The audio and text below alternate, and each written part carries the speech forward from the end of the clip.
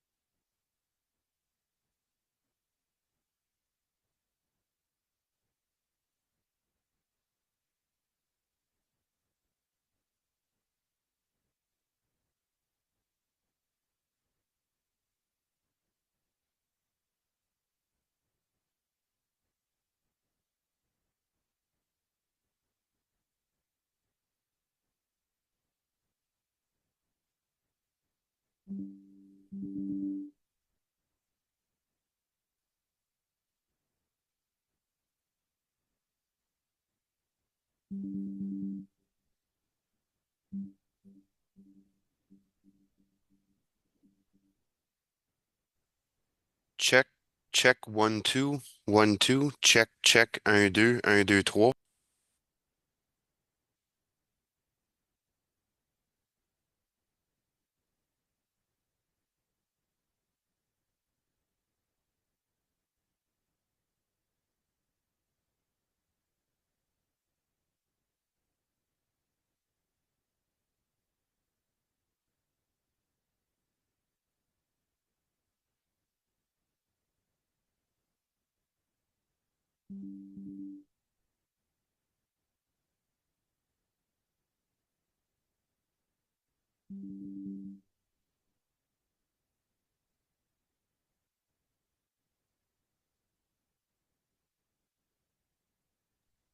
Check, check, 1, 2, 1, 2, check, 1, 2, 3.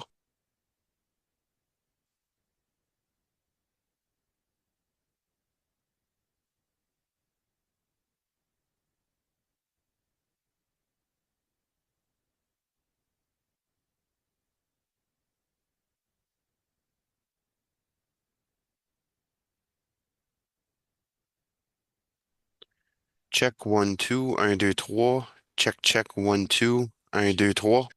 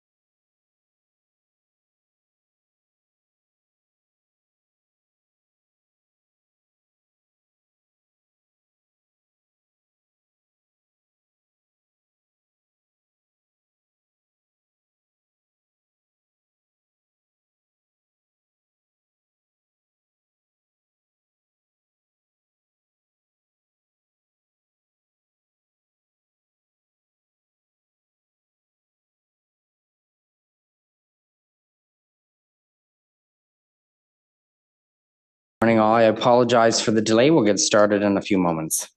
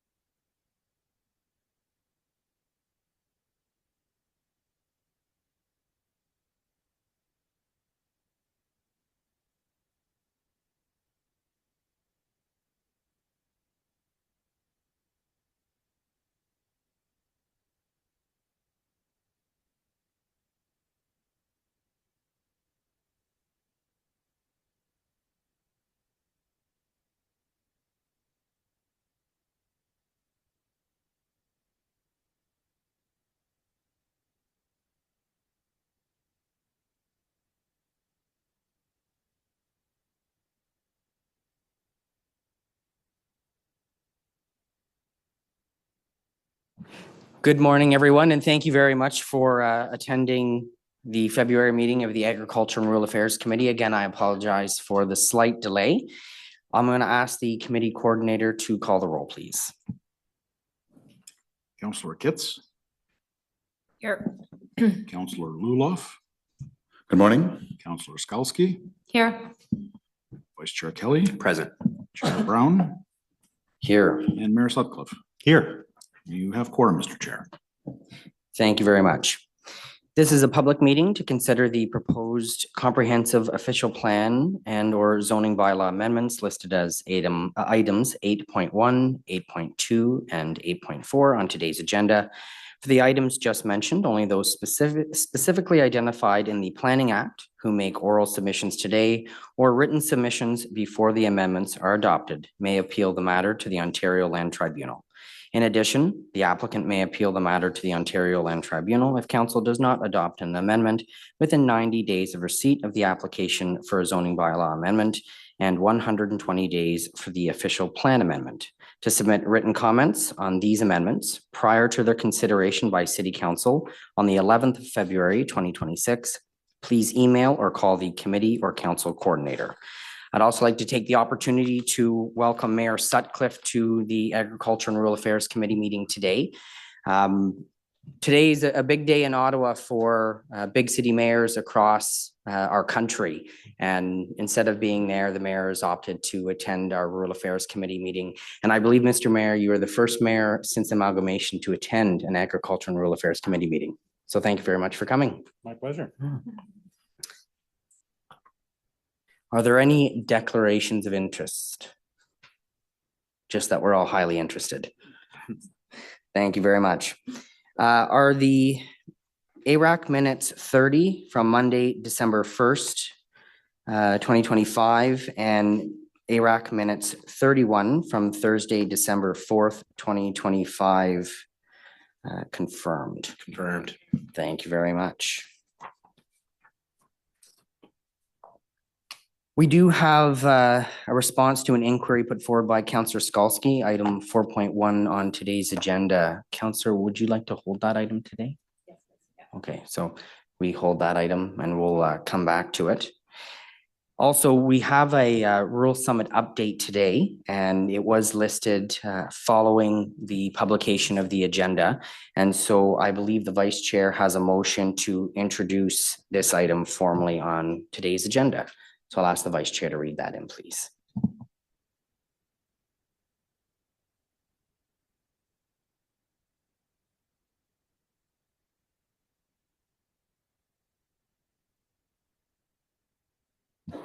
Sorry, Chair.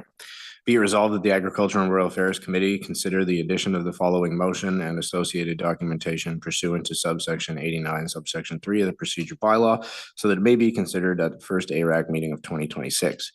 Whereas on November 2nd, 2024, City of Ottawa held a rural summit where the Mayor and Agricultural and Rural Affairs Committee heard from rural residents on the most pressing issues affecting rural areas. And whereas the Chair of the Agricultural and Rural Affairs Committee has submitted the report titled Rural Summit 2024 Update, Progress on 10 Commitments to be Received at the Committee. Therefore, be it resolved that the Agriculture and Rural Affairs Committee receive the document titled Rural Summit 2024 Update, Progress on 10 Commitments for Information. Thank you, Chair. Thank you very much, Vice Chair. Is that waiver carried? Carried. Thank you very much.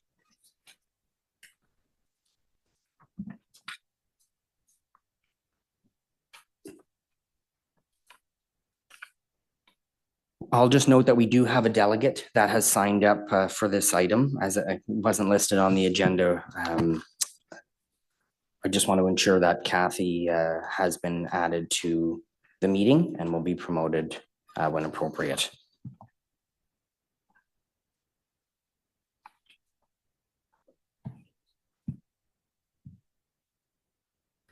Mr. Mayor, I'll turn the meeting over to you. You're the captain now. Okay. Thank you, Chair. Good morning, everyone. Bonjour tout le monde. Je suis très heureux d'être ici avec vous à la Commission de l'Agriculture et des Affaires Rurales. It's really great to be with you here at today's committee meeting. And we're talking about some important stuff and some important progress that we've made today. And I just want to reflect on the fact that every time I visit one of our rural communities, I'm reminded of something simple but powerful. This is where the story of our community and our country begins. This is where our food is grown, where our traditions are preserved, where families build lives rooted in hard work, generosity, and community spirit. La région rurale d'Ottawa ne fait pas seulement partie de notre ville, elle est le fondement même de notre communauté. Rural Ottawa isn't just part of our city, it's the foundation of our community. The heart of rural Ottawa has 26 villages and 12 hamlets, and it makes up, as David often reminds me, 80% of the city's geography. I actually learned a lot about Ottawa's rural communities during my career as a journalist and broadcaster, particularly when I was on CFRA.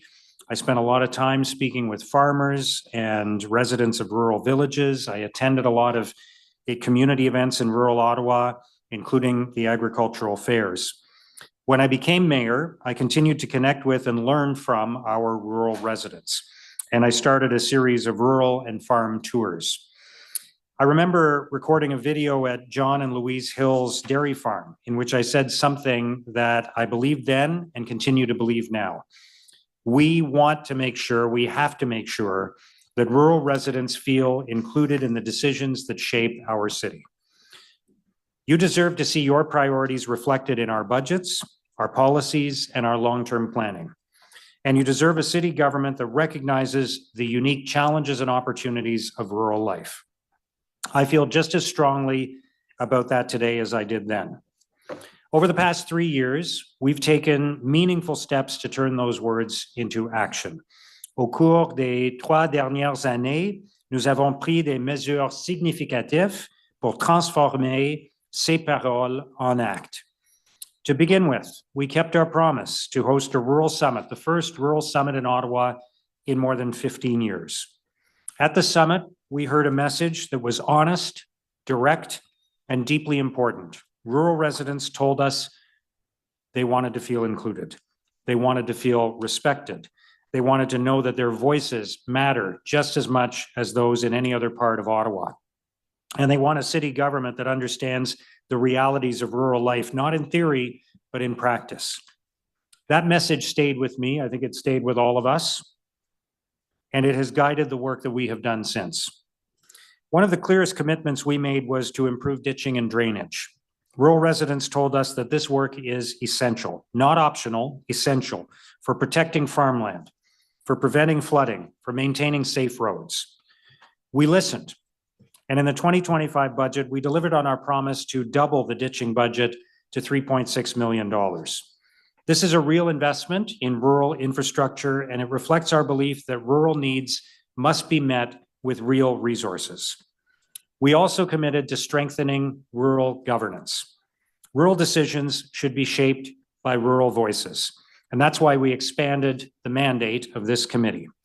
ARAC now has greater autonomy and a stronger role in decision-making. This is not symbolic, it's real. It ensures that rural communities have a direct hand in shaping the policies that affect them most. Another major priority was improving paramedic response times in rural communities. All residents deserve timely emergency care, and we knew we had to act.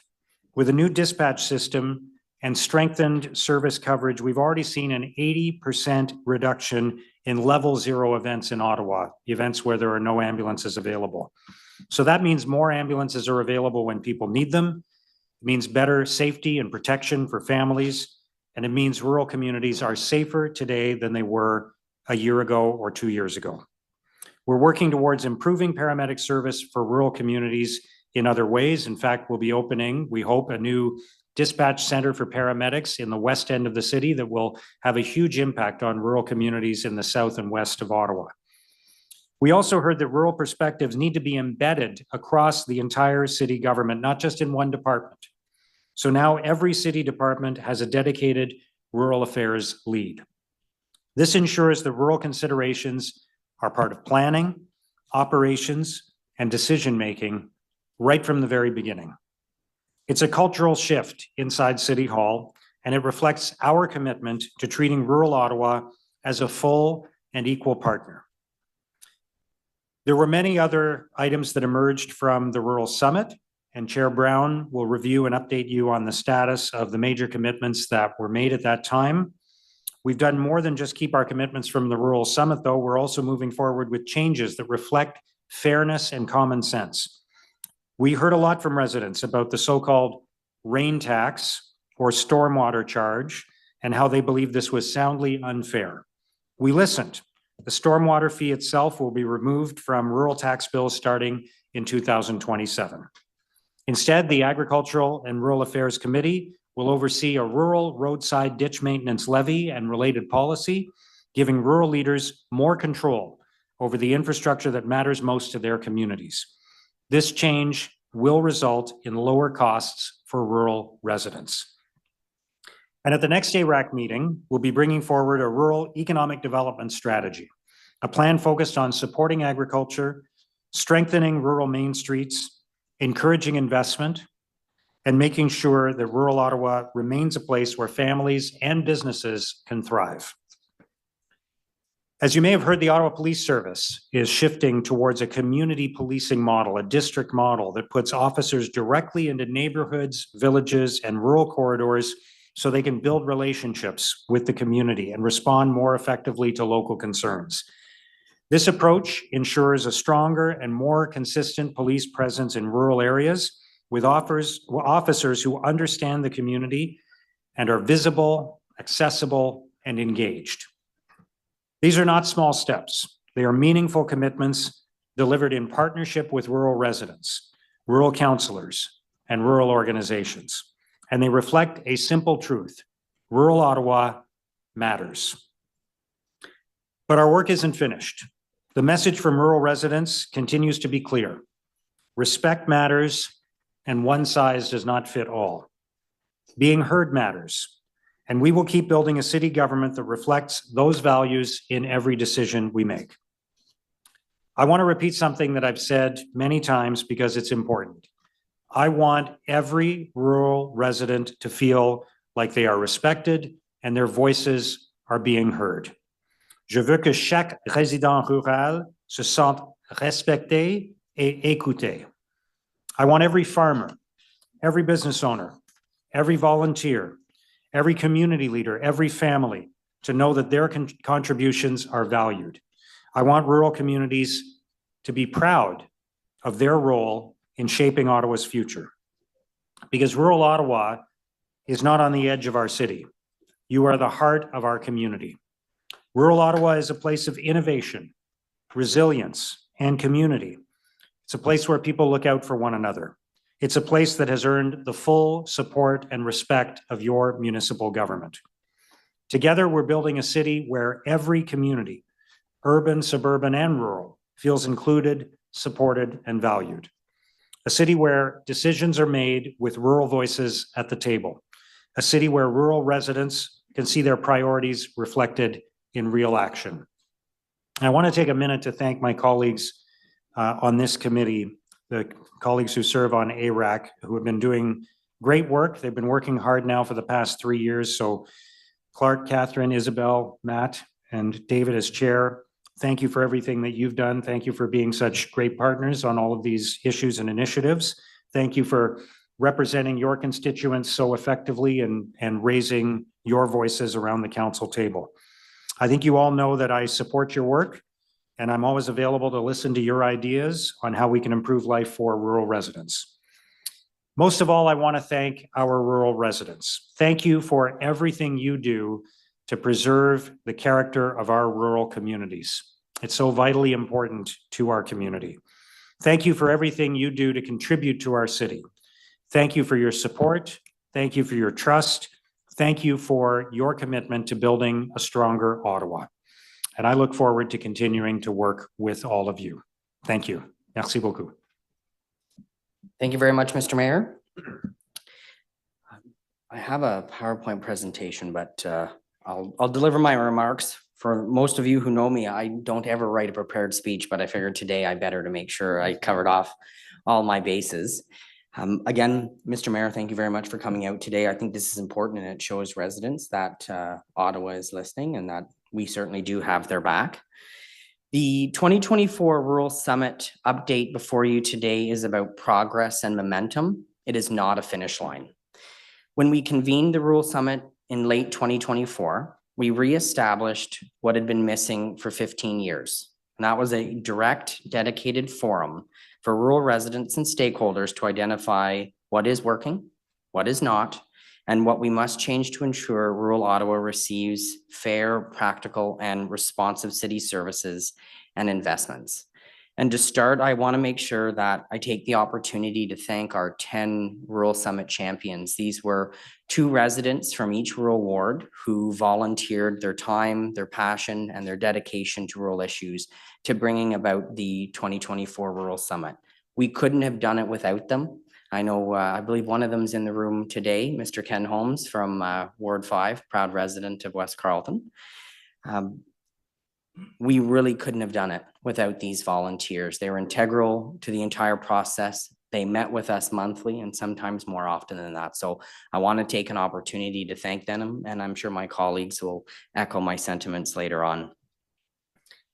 Again, I want to be clear that this isn't the end of the process. There's still much work that needs to be done, and the members of this committee are committed to seeing the priorities of rural Ottawa continue to be actioned with a focus on continuous improvement on the programs and services that we rely on each and every day.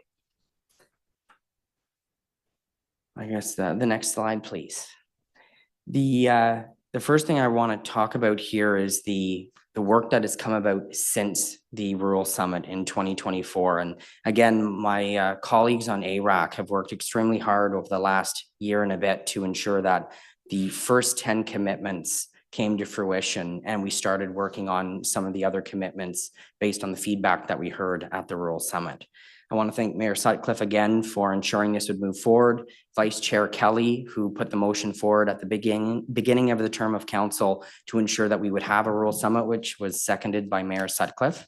I also want to thank now MPP DeRuse, who was Councillor DeRuse and chair of the committee at the time, for all the work that he did. And I don't know if Uncle George, known to us by that, is on the call today, but we couldn't have done it without George's support, and he's been a fantastic advocate for us in his current role at the legislature in Toronto.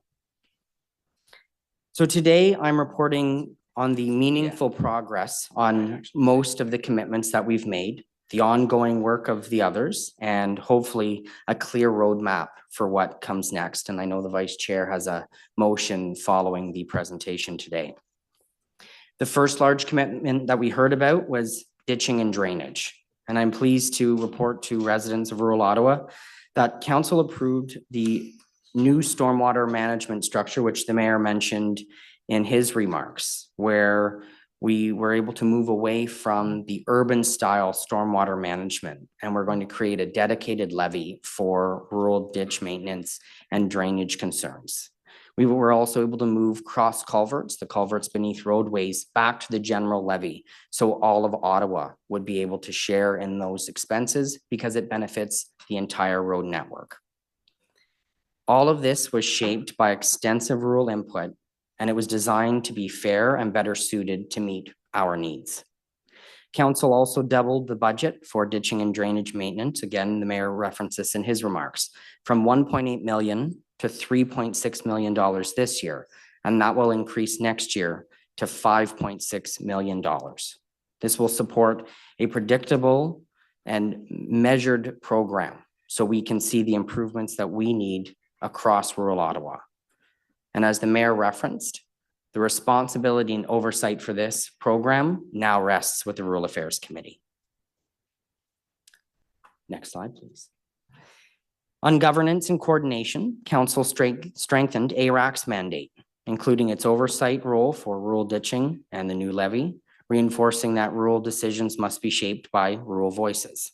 We also enhanced the Rural Affairs Office, including hiring a dedicated program manager and having 9 rural leads, 1 in each of the 9 city departments. And Laurel, our fantastic program manager, is here in the gallery today. Laurel, we couldn't do all of this work without you, so thank you very much. She's right over here. Make Laurel feel uncomfortable. For years, one of the most prominent concerns raised by rural residents has not only been a lack of access to city services, but also the absence of clear and direct points of contact when rural issues arise. This improvement is already connecting councillors and residents to staff who understand the rural area. And again, Laurel, I know you meet with each of the members of ARAC monthly, and we appreciate the opportunity to speak with you directly on the issues that concern our residents. Next slide, please, Chris. On sale, next slide. I was talking ahead of myself. You can tell I don't have to do this often. Safety and emergency response. So on our safety and emergency response measures, we've strengthened our rural paramedic coverage through increased staffing. We've improved the dispatch system, and we've created satellite posts for paramedic deployment in Richmond, Manotick, Stittsville, Dunrobin, Kinburn, Metcalfe, Osgood, Navan, and Cumberland. In 2022, the Ottawa Paramedic Service met the 8-minute target for life-threatening calls only 62% of the time. But since then, level 0 events have declined by 80%, and continued staffing enhancements are expected to further strengthen medical emergency response across rural Ottawa. Next slide, please. To better match rural growth and improve safety on rural roads, the city approved an enhanced process for evaluating where traffic signals are warranted at rural intersections. The city has already implemented a dedicated rural lens for infrastructure planning and delivery, moving away from the one-size-fits-all approach that can be unintentionally damaging to rural intersections and impose urban design standards on rural infrastructure. Next slide, please. We're also cutting friction from rural landowners with practical planning streamlining, including dedicated rural-focused staff, delegated authority for minor rezonings, and common sense operational improvements for agricultural producers, like enabling a no permit solution for manure drag lines, which I guess I was going to make the joke that it did come up at a city council meeting and the mayor referenced it. This was one of the issues where farmers have to fertilize their fields, but to do that, you need to tank manure down the road. And by permitting these agricultural producers the opportunity to lay the temporary manure drag lines inside the city right-of-way in our ditches, we keep these heavy pieces of equipment off the road. It improves safety for rural drivers, for the villages that the farmers drive through, and it reduces the carbon output from farming. Now, what's still underway? Several priorities remain active and require continued attention. We're working to establish dedicated rural programs and a rural-specific priority list for intersection signalization. So rural projects are assessed and funded on their own merits, not in direct competition with urban requests.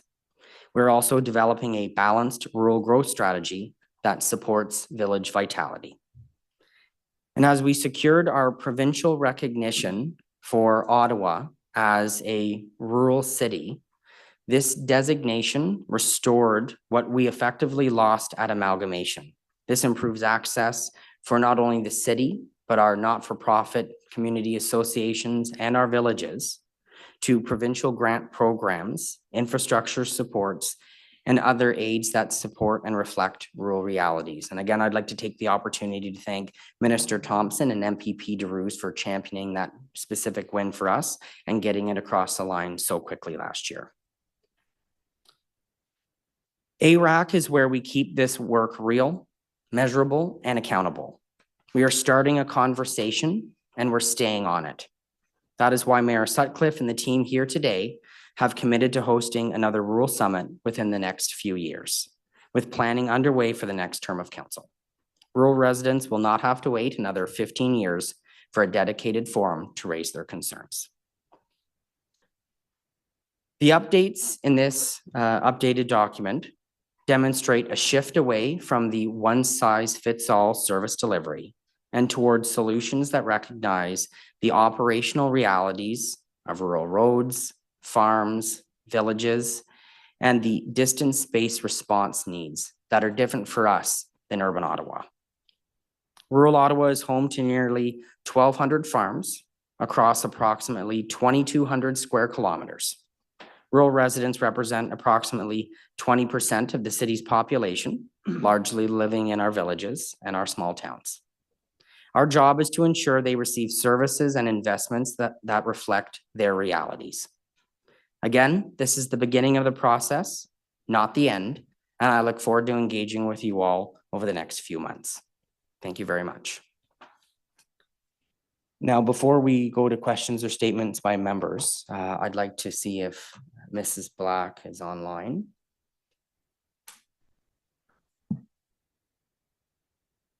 Well, colleagues, as we wait for Kathy to come online, is there anything that you'd like to say, Vice Chair? Certainly, yeah. Thank you very much, Chair. Whereas the Agricultural and Rural Affairs Committee has received a Rural Summit update, including the Rural Summit commitment updates provided with this item, outlining progress and remaining actions on preliminary Rural Summit commitments and priorities. Whereas continued public input from rural residents, producers, community associations, and rural business is necessary to validate progress, identify implementation issues, and confirm priorities for the next phase of work. Therefore, be it resolved that staff from the Rural Affairs Office draft a report outlining key findings and potential action items that address the top recorded concerns brought by rural residents to the 2024 Rural Summit. Be it further resolved that the Agricultural and Rural Affairs Committee requests that staff include on the agenda for the May 2026 Agriculture and Rural Affairs Committee meeting an additional opportunity for the public to discuss and provide feedback on the Rural Summit commitments and priorities informed by the Rural Summit commitment updates provided. Be it further resolved that this agenda opportunity include a dedicated agenda item permitting written submissions and public delegations focused on the commitment updates and priority setting. Thank you, Chair. Thank you very much, Vice Chair. Colleagues, is there any statements that you'd like to make? Councillor Skalski? Thanks. I just wanted to also express thanks to all the residents in Ward 20 who participated in the workshops and contributed to the Rural Summit. This was one project that Councillor DeRuse at the time was really proud of, and I know he worked hard to move residents to contribute to this process. I was quite proud to take on the baton on this one and keep the work going, moving forward. And I just wanted to say that essentially during my by-election time, I heard from residents a lot about how important updates on the progress of the Rural Summit were to people. And I think, so I'm happy that we're able to provide an update today on all the great work that's happened since that day in 2024. And I know residents too will be keen to hear updates as we continue through May. Thanks. Thank you, Councillor. Councillor Ketz. Thank you very much, Chair. I feel very privileged to be a rural resident. On my way here, I pass through every transect of our city. And so I feel like that gives us a really holistic view to bring to the City Council table and makes us uniquely positioned to tackle issues of citywide significance and, of course, to bring the rural voice to the table. And whenever I'm speaking to rural residents, I say, we have a really strong team of rural councillors, a really strong agricultural and rural affairs committee, and a mayor who really understands rural issues. And what I love about what we heard today, that the update on the Rural Summit, is that we aren't just talking about rural issues or stating what could be better. We made an action plan and we've taken action, and there's real tangible results. And I know that there's going to be more to build on, of course, but I think it's a great start, and I'm proud of the work we've accomplished together. And that could not be done without the frank conversations that we all have with our rural residents every day. Rural residents are not high maintenance, but they are also not shy to give you their honest feedback. So I am looking forward to continuing to have those conversations and continuing to collaborate with this great team to deliver real results. So thank you, Chair. Thank you, Councillor. Councillor Luloff. Thank you, Chair. I think that when it comes to demonstrating how important this Rural Summit was, it boils down to the results. And I'm glad to be receiving this update today, or sharing this update today on the work that's been done since the Rural Summit. I think that if you go and take a look at the projects that are being moved forward in the 5 rural wards, you will notice that there is a marked difference than in years past in the investment that's being made in our rural areas in Ottawa. I know as a councillor that is a rural suburban split, that represents a rural suburban split ward, that the majority of the investment that is coming toward one over the course of the next construction season concentrates on the rural area. And that's a recognition of the fact that we are taking rural issues and rural investment very seriously at the City of Ottawa. So it's nice to receive updates and to hear how much we love you, but the proof is also in the pudding, in the investments that are being made in our rural area, and we'll continue to work to ensure that those investments continue between now and the next Rural Summit. Thank you. Thank you very much, Councillor. Now, Kathy, I'm told you've been promoted now, so I'll turn the floor over to you for your 5 minutes. You might have to unmute yourself, Kathy.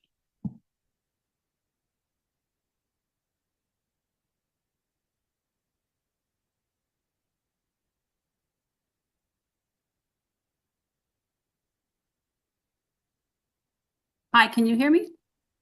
We can now. Go ahead. Great, thanks. Good morning, everybody. I felt it was important just to make a little bit of an update as a public delegation.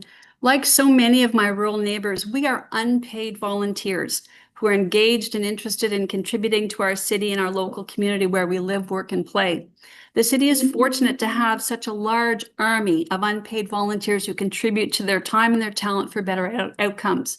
However, in the rural areas, many neighbors are disillusioned and have lost confidence in their city somewhat. I've attended all the rounds of the Rural Summit meetings since amalgamation. That's quite a long time ago.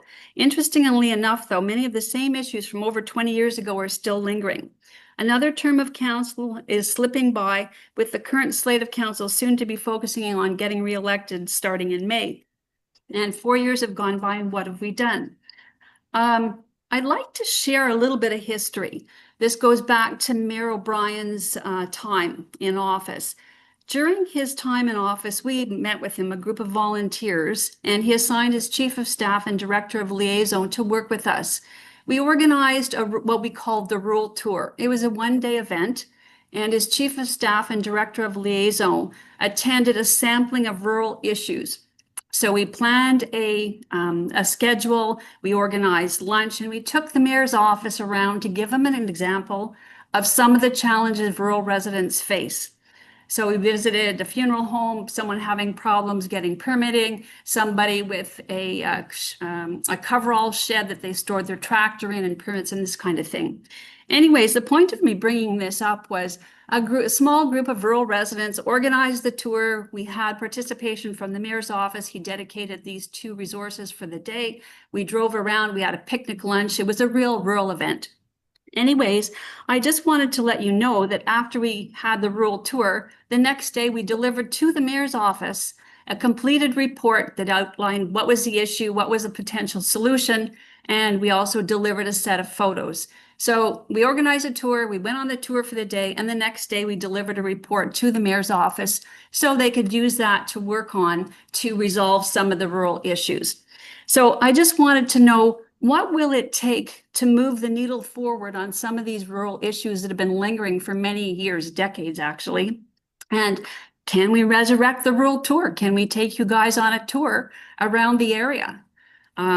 Anyways, having said that, we organized that, had the tour. The next day there was a report, bang, done. Anyways, I thank you very much for your time, and I hope we can continue to work on getting this to move forward. Thank you very much, Kathy. And Kathy, if you make lunch, I'll come for a tour. We had a great lunch, sandwiches, pickles, drinks, and everything. Picnic basket to boot. That's fantastic. Are there any questions for the delegate? Seeing none. Kathy, thank you very much. And I know we'll keep working with you and engaging with you over the next few months. And I'm confident that the vice chair's motion will pass today. So there'll be a formal opportunity to come forward at the May meeting of ARAC. Thank you. Thank you very much. All right, well, colleagues, thank you very much. Vice Chair, do you want to speak on your motion at all, or? Perfect. So colleagues, is the Vice Chair's motion carried? Carried. Thank you very much. And I appreciate the opportunity. And Mr. Mayor, thank you very much for coming today again. Appreciate it. Thank you. Now, you're more than welcome to say should you wish, but we'll get into the meat and potatoes of the committee meeting.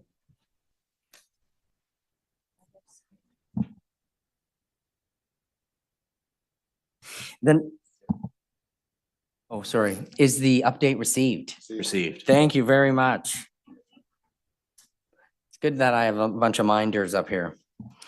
Item 6.1, development charge exemption amendment, rural unserviced storage structures. I believe Isabel Jasmine's here and Gary Baker, our program coordinator, may be available for questions should there be any from committee. We have no staff presentation, no request to speak, and no written submissions have been received. However, if there is somebody in the room that would like to speak on this, we'd be more than happy to hear from them. Not seeing anyone, the report recommendations are that the Agriculture and Rural Affairs Committee recommend that council approve adding a discretionary exemption listed under the Citywide Development Charge Bylaw 2024-218 as section 7J1 to read, unserviced storage structures being not more than 600 square meters in an area on lands identified within Area 3, rural unserviced, as set out in Schedule A of this bylaw, and add J1 to section 7, paragraph 3, and 2, adding the following definition under the Citywide Development Charge Bylaw 2024-218 in section 1. Unserviced storage structure means a building used strictly for the storage of goods or equipment and being not more than 600 square meters in area on lands identified within Area 3, rural unserviced, as set out in Schedule A of this bylaw that is unserviced with water and sanitary facilities and does not include a dwelling unit, retail, office, or assembly activities. Is this item carried? Carried. Thank you very much. Next item is item 7.1, Mud Creek Municipal Drain, Part Lot 1, Concession 1 and 2, Appointment of Engineer. Cheryl Beam, our Director of Water and Linear Services, may be available. I see Dave Ryan in the audience here today. There is no presentation, no request to speak, and we have received no written correspondence on this item. So unless there are any questions from members of committee, the report recommendations are that the Agriculture and Rural Affairs Committee recommend council appoint Mr. Andy Robinson of Robinson Consultants, Inc. as the engineer of record to prepare a report that addresses the subsequent subdivision of lands, Part Lot 1, Concession 1 and 2, within the Mud Creek Municipal Drain for council's consideration prior to council making a decision under subsection 65(1) of the Drainage Act. Is this item carried? Thank you very much. Item 7.2, Mud Creek Municipal Drain, Part Lots 4 and 5, Concession A, Appointment of Engineer. Again, Dave Ryan's in the audience. There are no presentations, requests to speak, and no written correspondence. The report recommendations are that the Agriculture and Rural Affairs Committee recommend council appoint Mr. Andy Robinson of Robinson Consultants, Inc. as the engineer of record to prepare a report that addresses the subsequent connection of lands, Part Lots 4 and 5, Concession A, within the Mud Creek Municipal Drain for council's consideration prior to council making a decision under subsection 65(1) of the Drainage Act. Is this item carried? Thank you very much. Next item is 8.1, zoning bylaw amendment 7628 Fluellen Road. Samantha Gachny is the planner on file. Mr. Moody's in the audience here, and I believe Mr. Brown may be in attendance as well. There is a presentation should committee wish it. We have one delegation, and I think they're all going to delegate together. If it's the will of committee to carry this item, does the delegation still wish to speak? Thank you very much. I will say this has been an extremely long road to get here on this file, and I know the residents have worked closely with the city to ensure that their rights were respected and that the landowner did what they needed to do to remediate the site. I also recognize that there are some lingering concerns, and I know within the Planning Act and other regulations, the city's going to ensure that the applicant continues with the forward progress that they've made. I also want to commend the applicant for putting the time and the effort and the resources in to bringing this file forward, and to thank city staff for all the work that they've done. This isn't the end of the process. My understanding following approval today, should it pass committee, there's also the building process that the applicant will have to work through with city staff. So again, my thanks to everyone involved getting it to where it is. It's been a difficult file, and I hope this is the next door that we can close and bring closure to the residents in the community. I'll also just raise for committee's awareness that we have received 3 written correspondence from Emily Schaefer, Brian Zimmerman, and Steve and Brenda Virtue. So if there are no questions from members of committee, the report recommendations are that the Agriculture and Rural Affairs Committee recommend council approve an amendment to zoning bylaw 2008-250 for 7628 Fluellen Road, as shown in document 1, to regularize a salvage yard operation as detailed in document 2, and that the Agriculture and Rural Affairs Committee approve the consultation details section of this report. Is this item carried? Thank you very much. The next item listed on the agenda is 8.2, official plan amendment and zoning bylaw amendment 635 and 891 Jigkinson Road. However, perhaps I'll get staff to provide a bit of an explanation as to where we are. And I think there's a motion from the vice chair to defer this item. Thank you, Chair. We wish to apologize, but we have made an error in the notification for this meeting on this file. So we would ask for the committee's indulgence to defer the item. And I believe we've proposed wording for a motion that would have it go to the next regular or special meeting of this committee. We would work with the clerk's office to see if we can find a date in advance of our next meeting. So this does not delay the process any further, as it was a staff error. Thank you very much, Vice Chair. Therefore, be it resolved that the Agriculture and Rural Affairs Committee defer consideration of report number ACS 2025-PDB-PSX0019, official plan amendment and zoning bylaw amendment 635 and 891 Jenkinson Road to the next regular or special meeting of ARAC. Be it further resolved that staff be permitted to include, if necessary, a revised staff report and or supporting documentation for inclusion in the distribution of the meeting agenda with appropriate notice provided. Thank you, Mr. Chair. Thank you very much, Vice Chair. And I'll just also acknowledge that we did have some other public delegates for this item today, and I'd like to offer my apologies as chair of the committee. And I hope that they'll come out to the next meeting when this is scheduled so we can hear their feedback. Colleagues, is the Vice Chair's motion carried? Thank you very much. Item 8.3. Infrastructure agreement and area specific development charge for Shadow Ridge Greeley in Councillor Skalski's ward. There is a presentation should committee wish it. We have no delegations registered to speak, and we have received some correspondence. The report recommendations are that the Agriculture and Rural Affairs Committee recommend to Council that 1, delegate authority to the General Manager, Planning, Development, and Building Services Department to enter into a third-party infrastructure agreement with DCR Phoenix Development Corporation Limited for the detailed design, tender, and construction of the required upgrade project for the drinking water plant for the Shadow Ridge development in the village of Greeley. 2, approve an area-specific development charge and enactment of an amendment to development charge bylaw 2024-218 as amended, as described in this report for the financing of future infrastructure for the public service area in the village of Greeley. 3, approve the City of Ottawa 2025 area-specific development charges background study for water and wastewater treatment, village of Greeley, Shadow Ridge, and Lakeland Meadows. Before I ask if this item is carried, I just want to confirm with Councillor Skalski that there are no concerns. Perfect, thank you. Colleagues, is this item carried? Thank you very much. Item 8.4, official plan amendment, 1700 Richardson Side Road. There is a presentation, should committee wish to receive it. There are no delegations, and we have received some correspondence. Mr. Brown.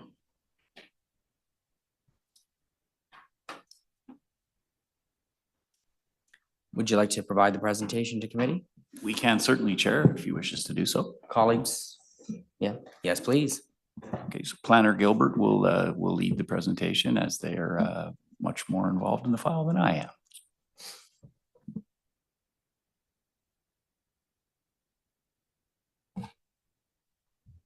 Hello, everyone. My name's Jerica Gilbert. I use they, them pronouns for the minutes. I'm a planner 2 with DR Rural. And I am here today to present on the details of proposed redesignation of 1700 Richardson Side Road from agricultural resource area to rural countryside. And planning staff are recommending refusal of this application. So on the next slide, the property in question is a 31.4 hectare parcel. As you can see with the red star there, it's adjacent to the western urban boundary. As I mentioned before, the official plan designation is the agricultural resource area, and it is zoned for agricultural use. Now, on the next slide, zooming in, the property is located southeast of the turning circle. Oh, 1 second there. Yeah, it'll be up there soon. Between Richardson Side Road and Huntmar Drive. There we go. The irregular shape to the parcel is due to the north floodplain of the Carp River, which is owned by the City of Ottawa. The parcel is currently vacant, but was previously farmed for many years prior to the landowner severing the contract with the tenant farmer in 2019. Surrounding land uses are residential and agricultural in nature. So on the next slide, the proposal at hand appears quite straightforward. The applicant is seeking to redesignate from agricultural resource area to rural countryside based primarily on the argument that lands are relatively disconnected from the broader agricultural system. They're not proposing any development at this time, but they argue that it would be better if the site was redesignated to rural countryside to reflect how the land is currently used. To support their claim, they have submitted an agricultural impact assessment amongst other routine studies we see for official plan amendments. Agricultural impact assessments are a newer study requirement by the province, and they're meant to understand how a proposed project, policy, or land use change will affect the agricultural system within a community. Now, on the next slide, I'm going to be talking for quite a bit, just because staff have significant concerns with this proposal, despite the materials that have been submitted by the applicant.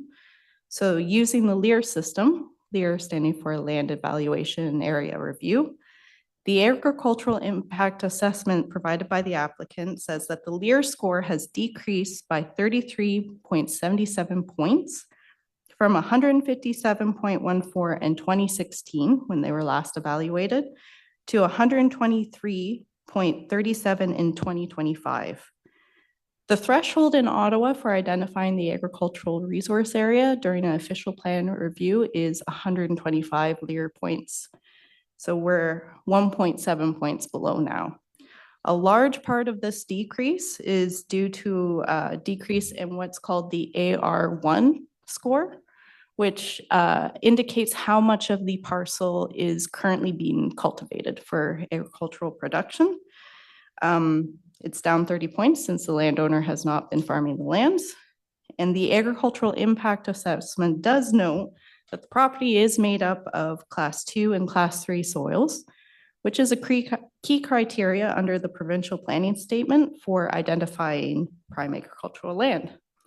Now, planning is pursuing a peer review of this agricultural impact statement by Colville, just to ensure that the study's methodology is sound. That being said, we're still bringing forward a recommendation for refusal to you today on the basis that the redesignation of a lot on a piecemeal basis does not meet the intention of the PPS or the official plan to protect farmland and the agricultural system as a whole, regardless of whether the subject lands have a LEAR score below 125 points. The property is under the 250 hectare contiguous area required by the official plan to consider removal, and the city has not agreed on contemplating a lesser amount of land at this time. Further, and while I do want to emphasize this policy was not in effect at the time the application was submitted, Official Plan Amendment 46, which was known last year as the Official Plan Amendment for Consistency with the Provincial Planning Statement 2024, bit of a mouthful, removed the option for the city to consider a lesser amount than 250 hectares, which indicates to staff that council is not supportive of considering smaller parcels of agricultural resource area designation for removal at this time. And while it might seem beneficial that they're not proposing any development right now, redesignation for the sake of redesignating farmland is problematic when considering the agricultural system, especially when you're so close to the urban boundary. Redesignation to rural countryside would introduce new permitted land uses on the site, some of which could adversely affect the agricultural system. Regarding the potential adverse impacts and the mitigative measures needed to address those, a large part of the discussion on the applicant's agricultural impact assessment and the planning rationale rely on the fact that they're not proposing a new development. However, if their intent is to maintain the parcel's ability to contribute to the rural economy and the agri-food network in Ottawa, it makes sense to leave the agricultural resource designation in place. In the case of either a settlement boundary expansion or a non-agricultural use being introduced on this site, such as an institutional use, a large-scale infrastructure project, the planning application must consider why the use must locate on prime agricultural lands over any other lands within the municipality. There needs to be a really good reason to remove the agricultural resource area designation, and the tests provided in the provincial planning statement are a pretty high threshold. Staff do not believe that there has been a good reason provided in this case. And finally, I do want to emphasize staff's reasoning for refusal goes beyond whether this specific site is suitable for farming. The reality is that the closer farmland is to the urban boundary, the harder it is for farming to survive over time. Land use conflicts between regular farm practices and residents increase. Farming becomes economically more difficult due to rising land values, and the agricultural land base is more prone to fragmentation. There must be a border or an edge between the urban boundary and the wider carp agricultural system somewhere in this location. If there is no development proposed for 1700 Richardson Side Road, the site still has value in preserving the edge within the peri-urban area and discouraging further urban encroachments into the rural area, regardless of the site's Lear score. As such, staff's recommendation to committee is that this application is refused and that the site remains agricultural resource area. Happy to answer any questions. Thank you for letting me present today. Thank you very much for that presentation, Vice Chair. Thank you very much, Chair. This is a very important topic to me. One of the reasons I put my name on the ballot in 2022 was, to protect our agricultural areas and that identity in our rural communities. There's a staggering loss of farmland in the province of Ontario, about 319 acres every day. So I really appreciate the work that you've done on this file. And I just want to recap a couple of things and make sure I understand everything correctly and that everyone around the table does as well. So this land is zoned AG and has been for how long?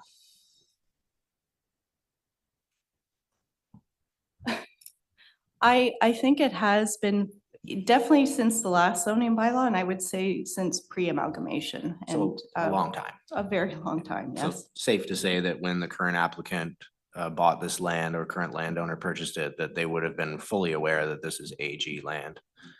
I don't think we know exactly when they acquired it, Vice Chair, but certainly it's been Yeah. zoned agricultural and designated agricultural for a And, long time. Provincial policy prevents development on agricultural land, correct? That's correct. So Yes, there's, agricultural related development that's permitted, but certainly not residential development. That's right. would you say the applicants in this case are experienced developers?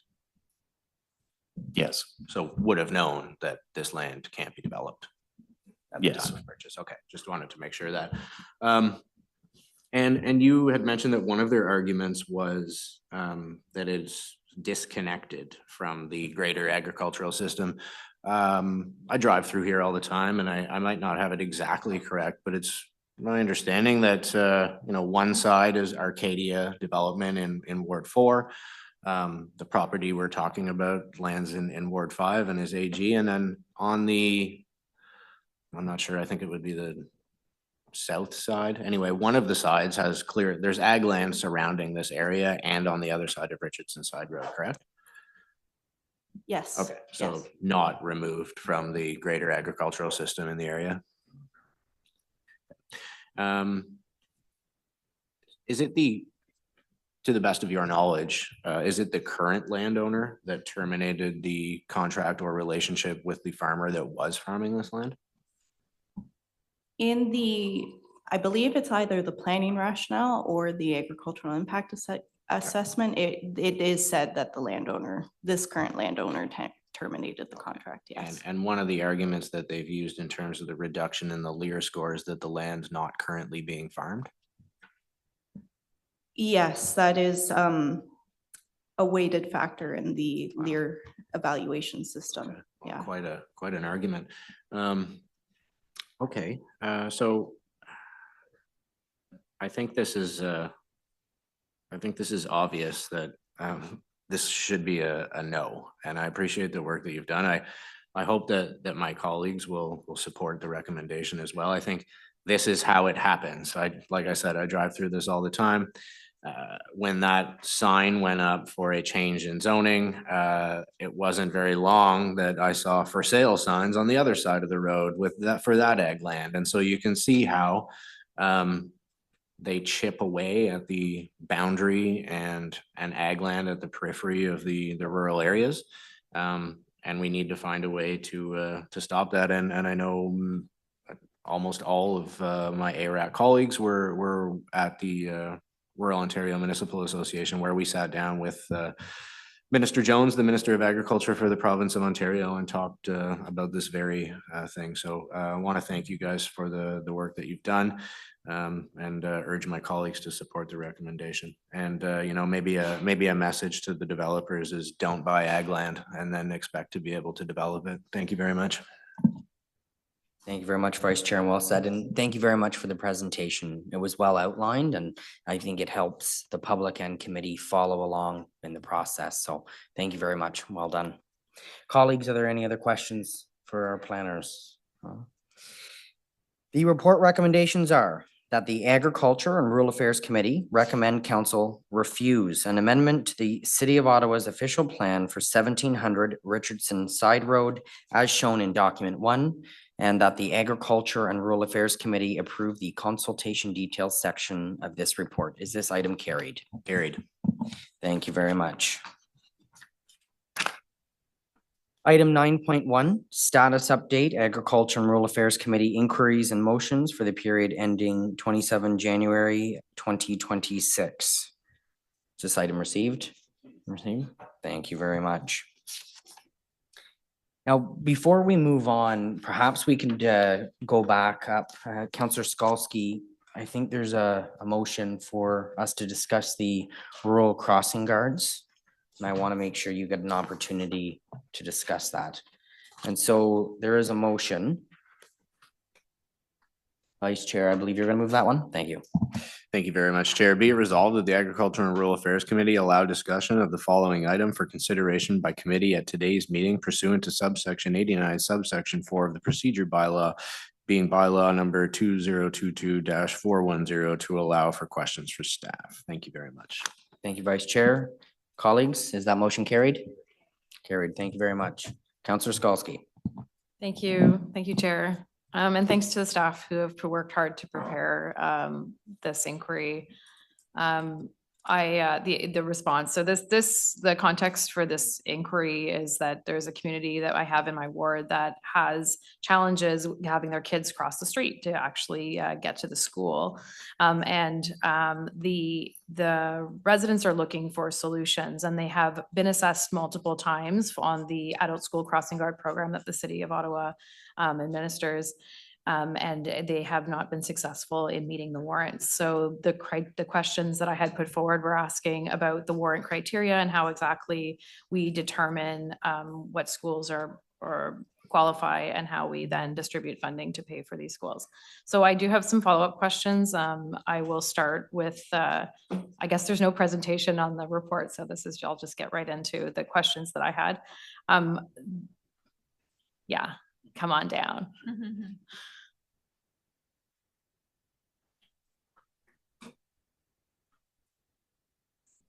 So I don't know maybe if it's beneficial to sort of start to give you a little space to explain the warrant criteria itself for those who did not read the response. But I think much of my questions are around the way we assess this program. And so the first phase of criteria, and then the second tranche of criteria. So is it possible to just very quickly maybe provide that to folks who are listening? Sure. Through you, Chair. Thank you, Councillor, for the questions. And so I'll ask Riley Carter with me to start giving you a quick little summary of the warrant process for adult school crossing guards. Thank you. Thanks, Councillor. So each year, every spring, we go out and do an assessment based on requests received from councillors, from residents for crossing guards. So that review is done in the AM and the PM peak periods of the school. So we look at the bell time of the school, and then we do a 40-minute window based on that bell time. Our assessment, we look at JK to grade 6 students crossing the road, and then the conflicting movements from vehicles. From that, we have a minimum thresholds. We need 10 school-age children combined over the 2 periods.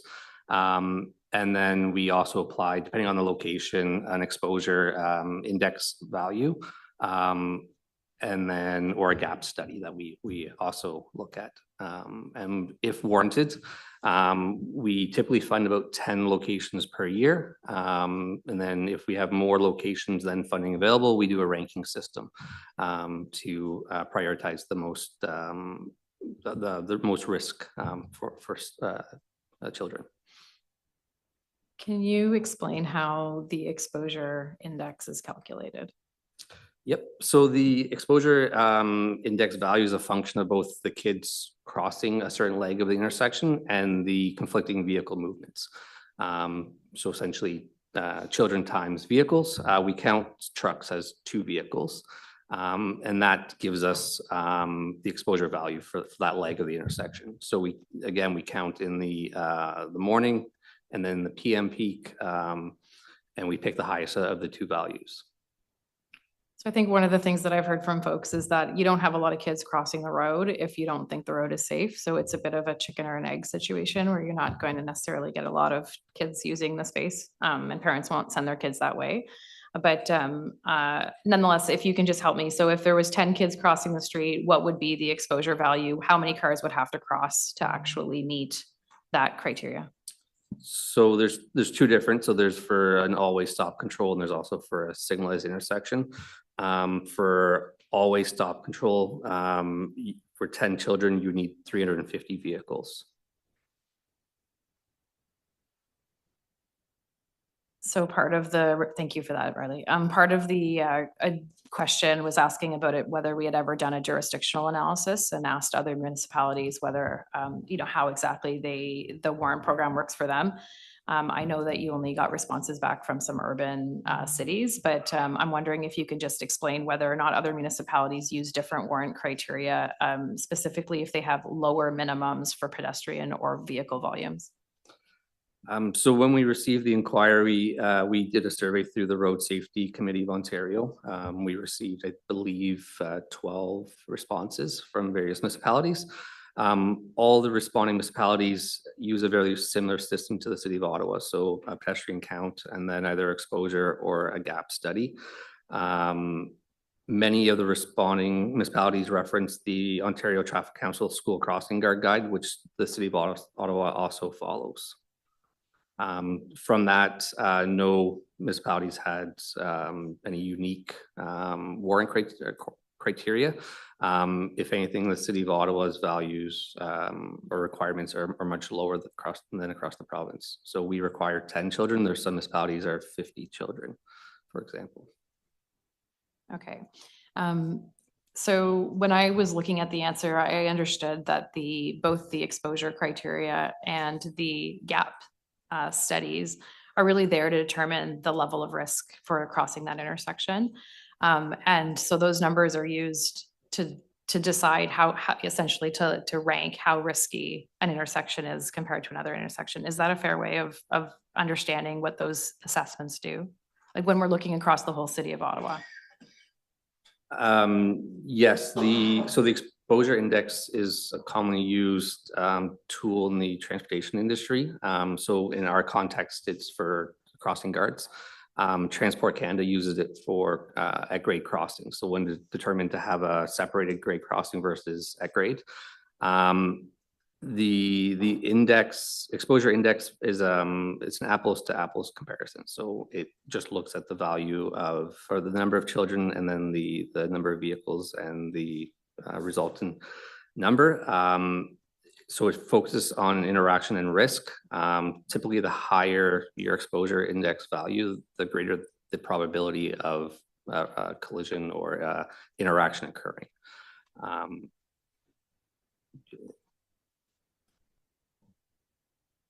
Sorry, so yeah, I'll just add that, I mean, we acknowledge that there's sort of the concept of the chicken and the egg or whatever, that in a rural setting, there are sort of higher speeds and so that sort of context is there of that situation. But we prioritize is the safety of the children and the adult school crossing guards themselves. And then therefore an adult school crossing guard may not be the right solution in that context. And we would look to sort of find other solutions that would be more appropriate. We don't dismiss the concerns, but we would continue to work with you to sort of find other solutions that would be more appropriate for the context. Okay, so it's my understanding that there are assessments we do that say, is it safe to cross the street at all, whether you're a child or an adult? And then there's components about exactly what's the level of risk. So I understand that. And I think in the rural context, you're probably right. If it's a really fast road or there's some reasons that it's not even safe to be an adult crossing that street, that makes, I can appreciate that. But I think where I struggle is where the actual program itself, it says it's like, or essentially the criteria is met for it's safe to cross the street. But because of the sheer volume of traffic that is crossing, we won't never meet those warrants. The value is too high. So regardless of, if the community themselves will see it as a risky crossing, and will want to have an adult to help support crossing the street. So I'm going to just pivot a little bit to some questions about what options there could be available for people. So let's pretend in a situation where it's safe to cross the street for an adult or a child.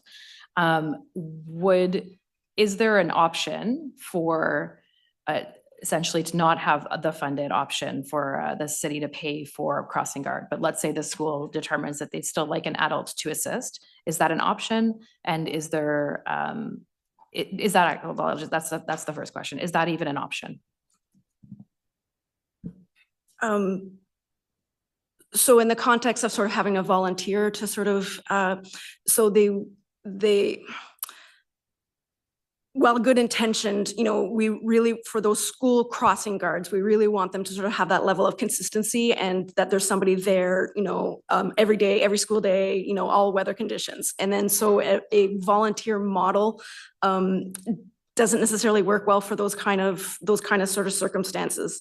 Having a sort of a contracted service sort of builds in that redundancy of having, floating staff, centralized scheduling, establishing communication networks and things like that to ensure that we all, last minute changes, that we have somebody there.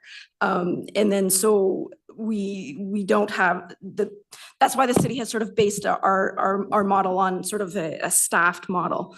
There are legal implications as well, and I'm not sure if Sydney Bowles from Legal Services is still in the room today, but the Highway Traffic Act defines a school crossing guard as an employed contracted individual. I'm not sure. Sydney, do you want to? No, I agree with what she said. The Section 176 of the Highway Traffic Act is what the city falls under as it relates to school crossing guards, and that requires them to be employed by the municipality. And as part of that employment, they go through training and things like that. And just to add on to that, the HTA does specify the only person that can use a stop sign for a crossing is an adult school crossing guard. Right, like it's not an option for a parent to just put on a vest and get out there. That would be illegal. That they have to go through this program, which I think is part of the challenge, is that it's either you meet the warrants and you get a crossing guard, or there's no other option. There's no alternative. There's no, if we are willing to certify volunteers to do this, because like I said, in my view, a lot of the criteria is there to essentially make sure that public funds are spent in the area of most risk, which I think we can appreciate, but where people are looking for options in the space where the risk is lower, but they feel as parent community that it's risky, there's no options there. And that's precisely what I'm trying to unpack is what's the impediment to us being able to provide options for families or for a community that's in that falls in that space. My last two questions are a little bit about the funding side. So can you just clarify exactly how much it costs for the rural school crossing guard program per month for the that we pay for? We haven't done the monthly breakdown, but it's $14,400 per year for this current, per year for this current school year per guard. And that can vary depending on the length of their schedule for the day. But like an average cost is $14,400. Okay. And how many does the city of Ottawa fund every year? I believe we're close to 300 at this point. Okay. And how many of those are in rural communities? Currently, there are 2 in rural communities, one in the village of Carp and one in the village of Metcalfe. And can I just confirm whether it is possible, so realizing that there's only a certain, like you have to meet all the warrant criteria in order to be even considered for funding under the program as it is there the option to use the TTC budget or other city budgets to actually fund school crossing guards? So the TTC budget is not an appropriate budget for it. That's a capital funded budget that is for assets and infrastructure. Whereas this is a service. I'm not sure if Isabel Jasmine is, I think she's left, but there is an example of a ward office budget being used, approved through a council approved motion in order to use that budget. Great. Thank you.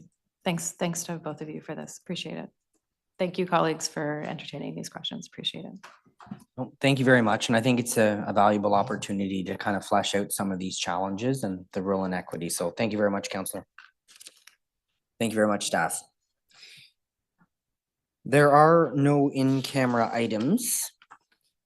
Listed on the agenda is the open mic session as item 11. However, we're going to hold that just so we can quickly go through a few of the motions that are listed beneath it subsequently, just to clear those items, and we'll release staff perhaps back to their regular duties. So we'll move next to item 12.1, and the vice chair has graciously agreed to move a replacement motion from the motion from last. Thank you for committee. recognizing that. Whereas Rural Woodlands Ottawa has established a productive working relationship with the City of Ottawa's Agriculture and Rural Affairs Committee through collaboration on initiatives such as Living Snow Fence Pilot Program. And whereas Rural Woodlands Ottawa and ARAC continue to advocate for the retention and expansion of the rural tree canopy in support of climate resilience, road safety, and rural quality of life. Therefore, be it resolved that in partnership with the Ward 21 Councillor, the Agricultural and Rural Affairs Committee recommend council approve a small tree planting project at 2155 Roger Stevens Drive, which Rural Woodlands Ottawa will maintain for the establishment period as demonstrated of our ongoing collaboration, and be it further resolved that staff be directed to provide the necessary support and coordination to ensure the project will proceed in spring 2026, including engagement with Rural Woodlands Ottawa and any partners of the project. Thank you, Mr. Chair. Thank you very much for moving that on my behalf, Vice Chair. And colleagues, just very quickly, this property is the rear yard of my ward office, and I think it's a great opportunity to plant some much needed trees and other shrubs along the creek at Stevens Creek. It's in the floodplain. The city's never going to develop back there. It's located right next door to our roads yard. And I think it's a great opportunity to turn in what is now some grass into something that will enhance our natural environment out there. And I appreciate the opportunity to work on this, and staff for working with myself and my community associations and organizations. And I look forward to seeing some nice trees outside my back window. So colleagues, is this item carried? Thank you. All right, I'll note that list on the agenda 12.2 was a motion or a notice of motion moved by the vice chair on agricultural impact assessments. However, the province has made some improvements in that area since our last ARAC meeting, and the vice chair withdrew that motion. Are there any other notices of motion?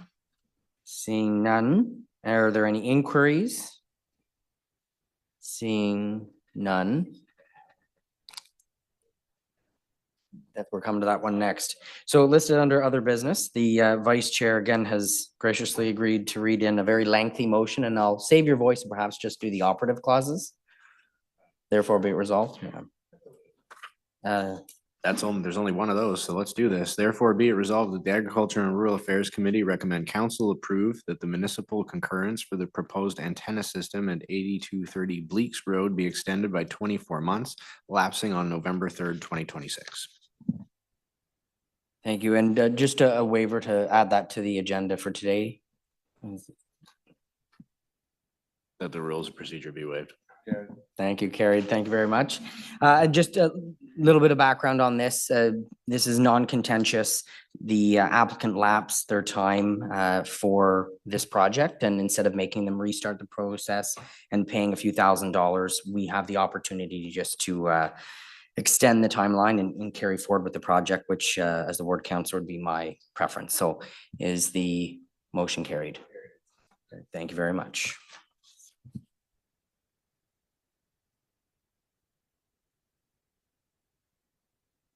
Now we'll go back up to the open mic session. Mr. Brooks, you're the first man on the list, and for a little bit of history, our former councillor Brooks was the mayor of Rideau Township, and Counselor for the City of Ottawa at amalgamation and the term following that. He is my predecessor and I sit in your office on Roger Stevens Drive. So Counselor, the floor is yours, 5 minutes.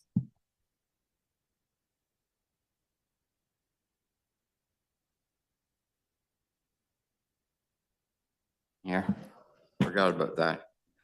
Mr. Chairman, before we get started, I'd like to make an open statement, just for those people who may be on Zoom.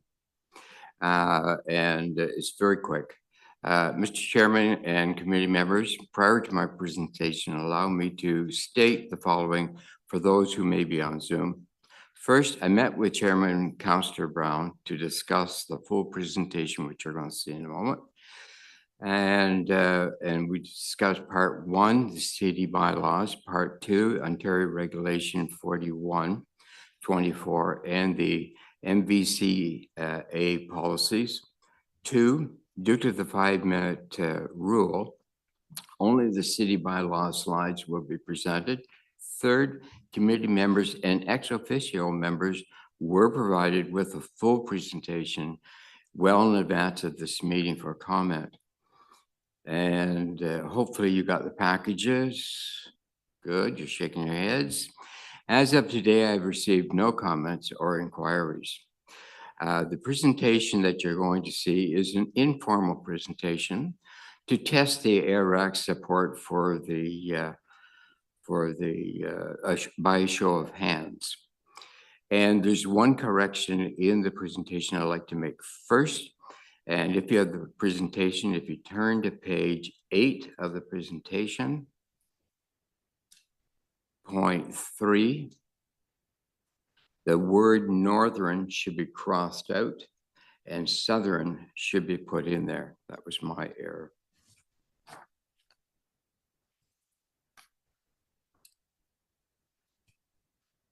Now, if we're ready, yes, that's the one. Significant plant species found in the, should be the southern part of North Block. There are 3 blocks there, South, Central, and North, and part lot 19, which we're going to talk about. All right. I am ready.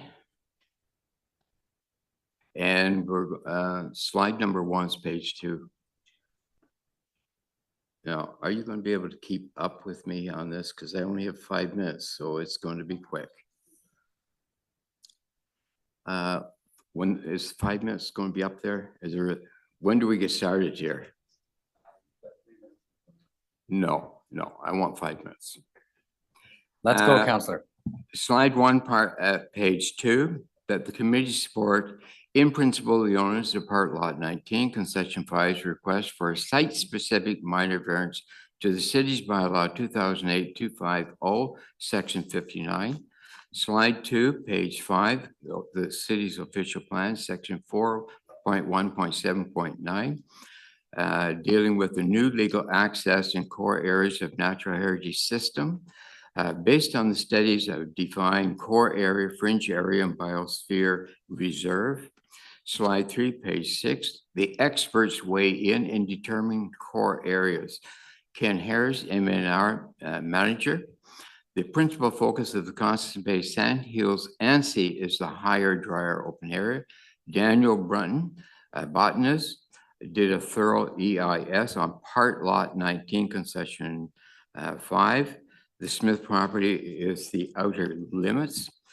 Slide 4, page 7. David White, 2004 rare plant inventory for the city of Ottawa.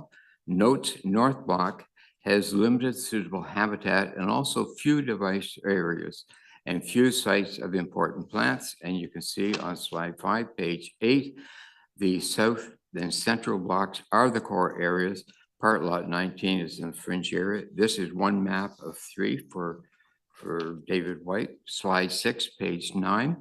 All studies from the mid-1800s conclude part lot 19 is not in the core area of the Constance Bay ANSI biosphere.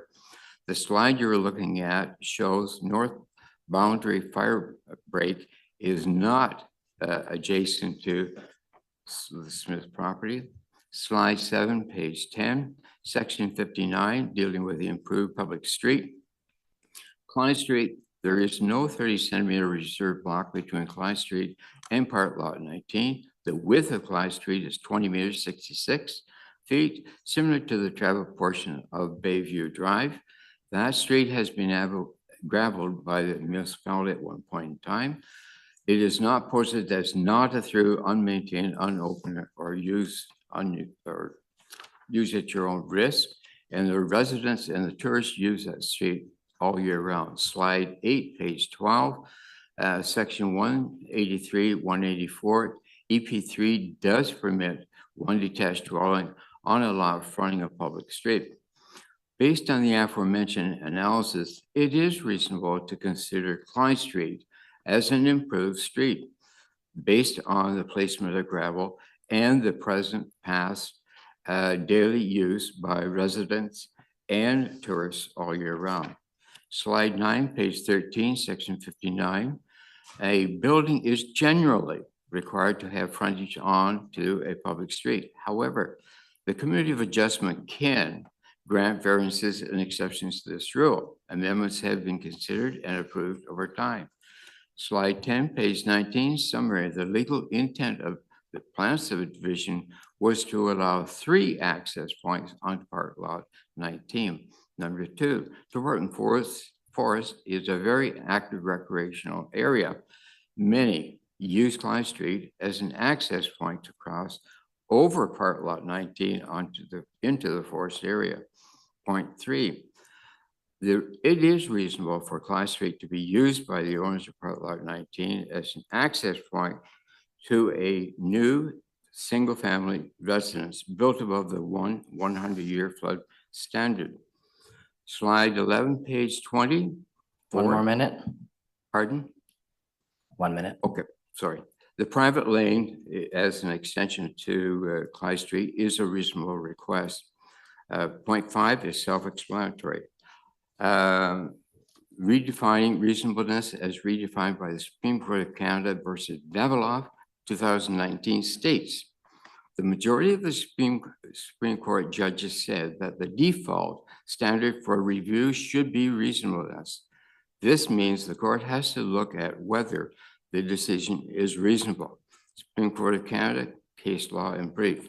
Mr. Chairman and fellow committee members, please allow your reasonableness and your common sense to come into play and support in principle the Smith's request for a site-specific minor variance to bylaw section 59.1 by a show of hands, if you wouldn't mind. Thank you very much, Mr. Brooks.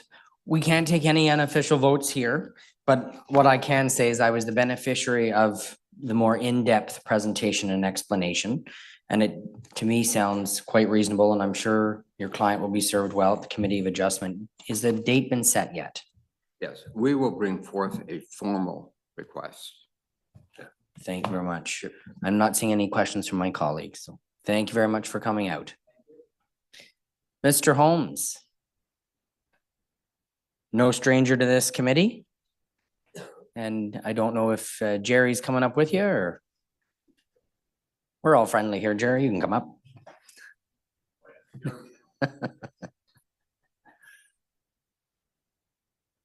There you go. 5 minutes. The floor is yours. Thank you very much for coming today, Ken. Yeah, Mr. Chair, thank you very much for the opportunity to speak today, and thank you for the high-level review of the Rural Summit and the accomplishments to date. Groups like the Rural Transportation Solutions, which I co-chair, looking forward very much to the detailed report from the Rural Summit, because it's important that we have the details of the activities, the actions that are recommended by the Rural Summit, and use those as a basis with which we can address significant problems with the city. So it's an extremely important starting point for us. Rural Transportation Solutions started about 5 years ago. Our work is constantly being challenged by the need to provide good quantified information on the challenges of a rural transportation solution whenever we address the city of Ottawa. Next slide, please. No, back one. No, we missed something there. Okay, the start in this area was working with Carleton University. And we had the opportunity to engage one of the master's students who was looking at rural transportation solutions, worked very closely with him over a period of about 1.5 years. He successfully defended his thesis and recently had the opportunity to present the results of his thesis to a national transportation conference in Montreal. So, building on that progress, next slide, please. We started more detailed work with Carleton University and specifically the engineering students. Carleton University engineering program requires their 4th-year students to participate in what they call a capstone project, where they address a real-world problem and are required to come up with a design solution. I've been working closely with them for a period of about 20 weeks now. We meet on a monthly basis, and they're getting close to their final solution. Next slide, please. A little bit of detail in here, and you can read it at your leisure, but the key thing is the top 2 lines in blue. That's part of the Transportation Master Plan. Very much, I think, as a result of the work of the insistence of Rural Transportation Solutions Group to ensure that the long-term plan properly reflects the requirement for a significant improvement in rural transportation for the city of Ottawa. So we've got a good start. That's an outline of what their project consists of. Next slide, please. Basically, they've been working on 2 phases. The first phase is to look at the options in which rural transportation solutions may reside and select an option with which they will proceed to develop a detailed solution, a design solution. Next slide, please. Okay, there were a series of about 10 options that we looked at. If you have any questions on any of them, we'll take them during the question period. Next slide, please. But indeed, this is probably one of the more difficult challenges of the university students, was to look at a real world problem with which they were not familiar, to look at a solution within a bureaucracy with which they have not yet been familiarized or to which they've been introduced. And to take those options and to try to develop a scope that's within their ability to handle within that sort of 25-week project within their knowledge base. The arrangement we have with the professor that's leading the program is that we are considered to be the client and the students are considered to be the consultant. Next slide, please. And next. So where we are now, the students have decided on their preferred option, which is an on-demand minibus system. We're looking specifically at the village of Carp in order to narrow the scope to a project that is well within the ability of the students. Next slide, please. So the students are now in their glory. They're engineering students in their 4th year. They're getting into the nuts and bolts of the computer, trying to design a model. An extremely challenging project for them, extremely interesting to watch them develop it. And from our point of view, the most important thing is that these students will be developing a model. This is a model that we can apply to any of the rural villages. So any proposals that we have for specific improvements of rural transportation, we can base our recommendation on a good engineering model and avoid the situation where the city might say, it sounds like a good solution, but we'll have to do a study on that. So we think we've done a good study that will form the basis for any step forward. Next slide, please. Just as a reminder, that's the situation of rural transportation in the city of Ottawa. The green villages that are highlighted are an indication of where there is some rural transportation, tends to be limited and restricted to the peak hours. The red is where there is nothing. The last time the cities did a study of rural transportation was in 2002. And of the recommendations they made, Less than 50% of them are in place today. Next slide, please.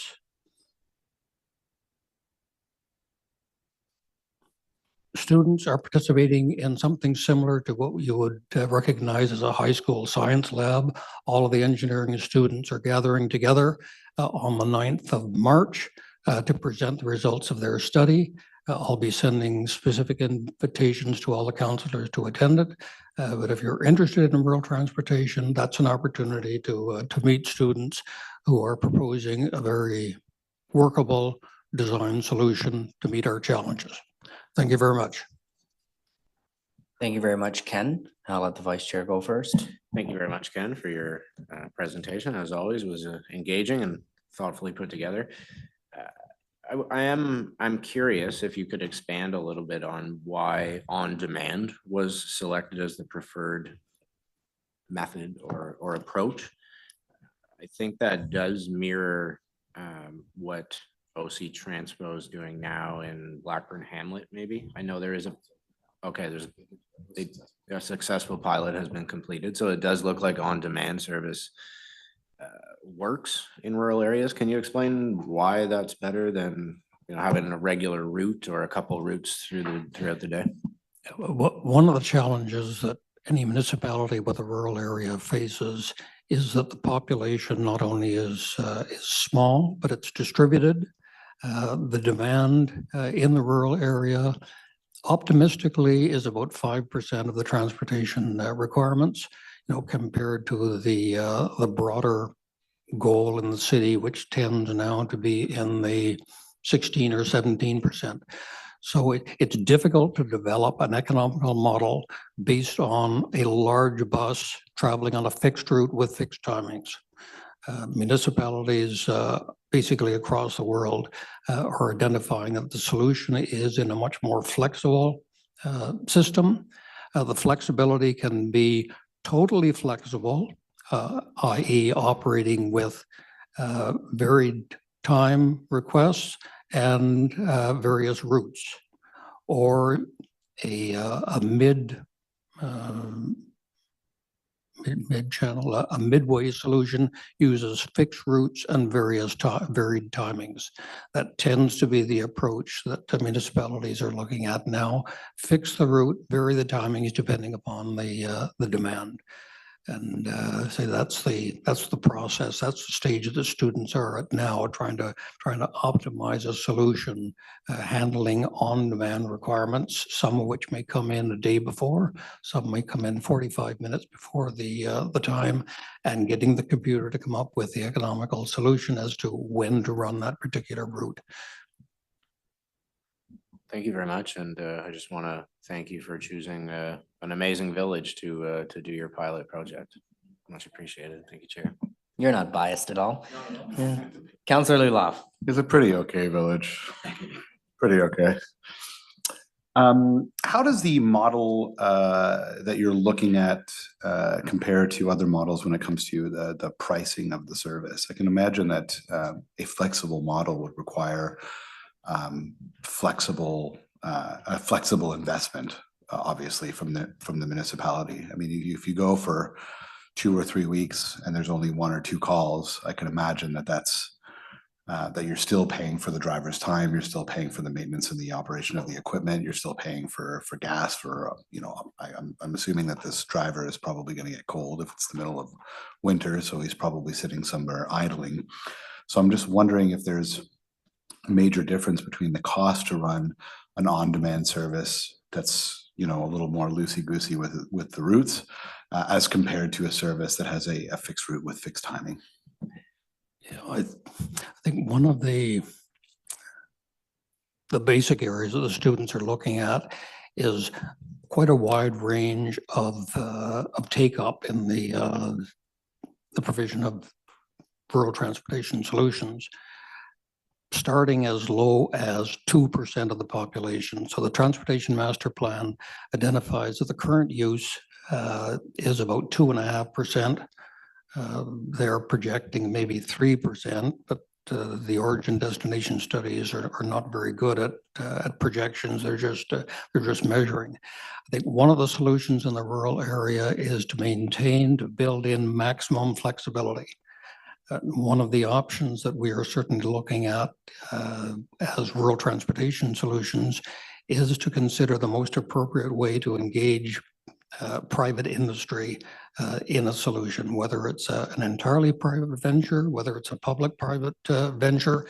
We're looking for the flexibility that a private company can bring with it. And if I could introduce Jerry Pearson, Jerry has been working with our group.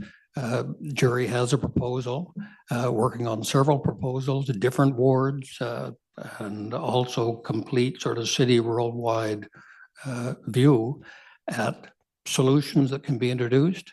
Jerry is very keen on starting small, making sure you've got an affordable model, expanding in terms of additional vehicles or more frequent service.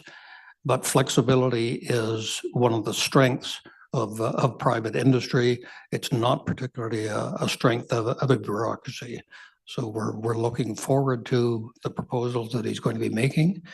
We're looking forward to the Rural Summit identifying rural transportation as one of the key issues, and we're looking for the support of the Agriculture and Rural Affairs Committee to help private ventures like Jerry's figure out the way to take his proposal, work with the city, and find a way to get the necessary funding to get such a venture launched. I met with Mr. Pearson, and I find his proposal to be incredibly intriguing, and one that may work very, very well in the East End. You know, given that at least in Ward 1, and I don't want to speak for Orleans South, but I do know that far beyond, we've got somebody who's very capable of speaking for Orleans South, and Navan, but there's a large concentration of people living just outside of our municipality in Rockland and in that area, which is a bit unique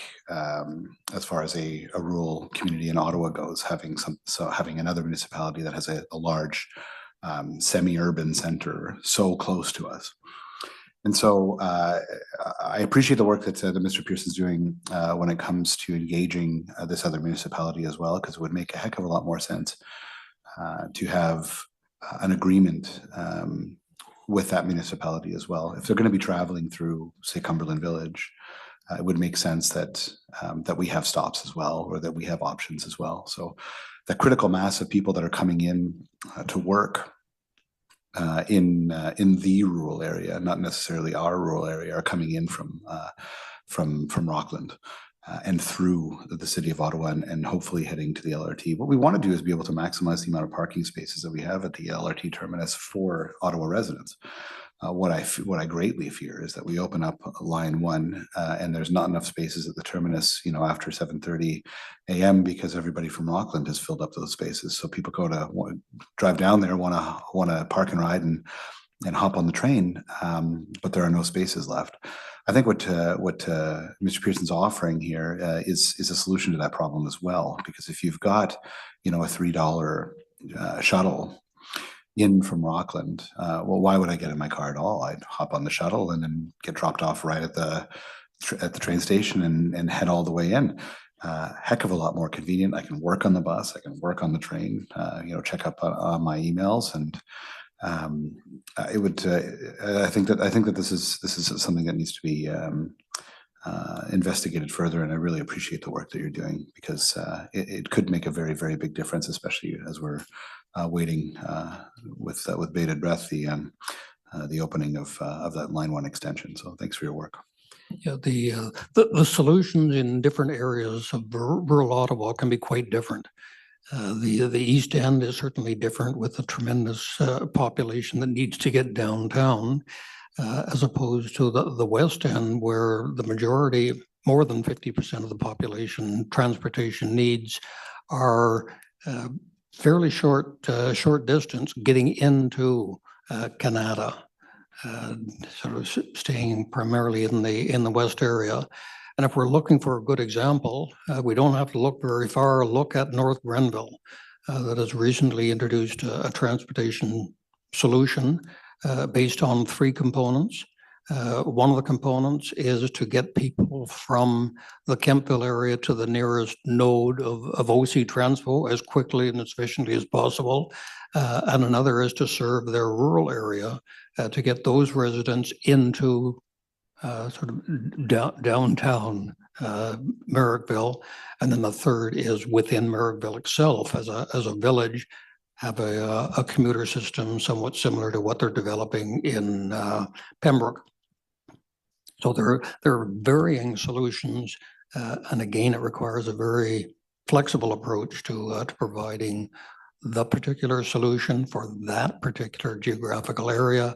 And again, one of the reasons that we're very keen on getting private industry involved for the flexibility that they bring with them.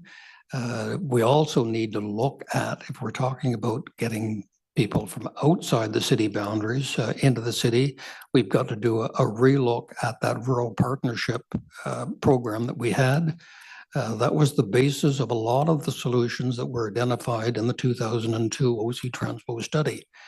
There were more than 20 routes that were identified to help get workers from outside the city boundaries into the city. Of those 20, primarily as a result of COVID, there are now 3 of those routes operating.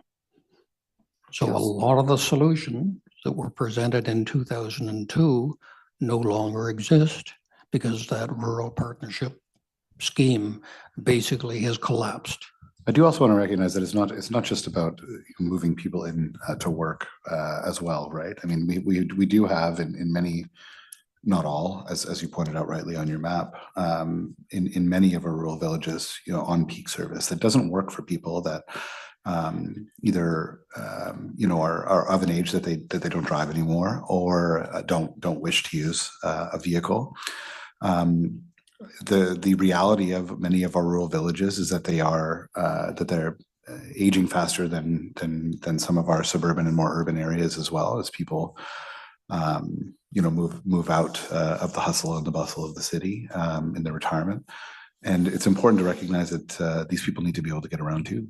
They need to be able to get into appointments, to pick up groceries, to meet with family and friends, to stay connected to the people within the city that form their support network, going for coffee on a Wednesday afternoon. So I think that it's important when we're building in this flexibility that we don't just concentrate on the peak periods, but also provide options midday as well. I appreciate it. Absolutely. That's one of the principles that we're building into any of our solutions.